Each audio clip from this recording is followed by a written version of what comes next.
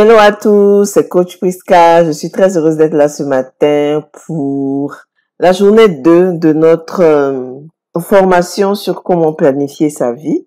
Hier, nous avons parlé de la question magique.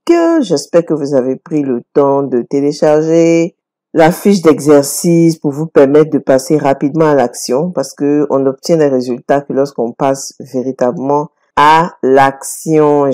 Alors aujourd'hui, nous allons parler de l'astuce magique. Est-ce que vous savez que des études en neurosciences et des expériences ont démontré que des personnes qui prennent le temps d'écrire leurs objectifs sur un support ont 3 fois plus de chances d'atteindre leurs objectifs que ceux qui ne font que réfléchir dans leur tête? Je sais que nous sommes nombreux à tout garder dans la tête, à tout planifier dans la tête, à réfléchir uniquement dans la tête. Alors que ce qu'on ignore, c'est que notre esprit n'est pas fait pour se souvenir de tous les détails de ce que nous devons accomplir. Et ça, il faut vraiment que tu le comprennes. Notre esprit est fait pour se souvenir de l'essentiel pour nous faciliter nos prises de décision quotidiennes. Alors, le simple fait d'écrire régulièrement tes objectifs sur un support papier de préférence solidifie tes rêves et t'ouvre de nouvelles possibilités.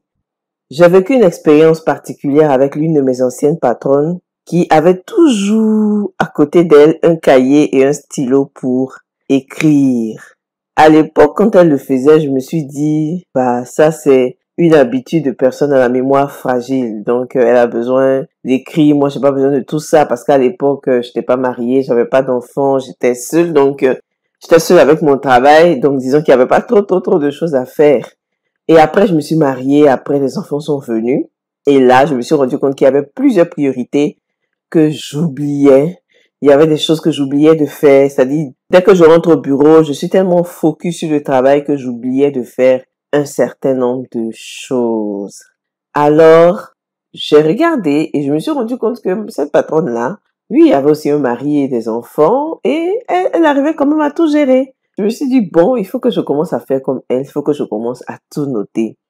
Quand j'ai pris cette habitude de tout écrire, mon esprit était plus dégagé et mes pensées beaucoup plus clarifiées et surtout, je n'oubliais pas mes priorités, je n'oubliais pas ce que j'avais à faire.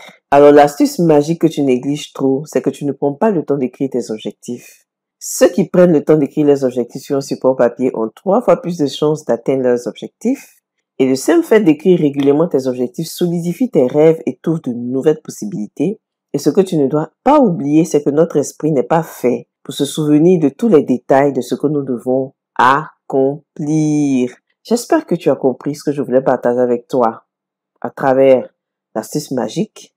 Je t'invite encore une fois à télécharger ta fiche d'exercice et à passer à l'action. N'hésite pas à me partager ce que tu ressens, quand tu mets en pratique tout ce que je t'apprends au travers de cette mini-formation sur comment planifier ta vie. Je te fais plein de bisous et à demain pour la journée 3. Bye bye.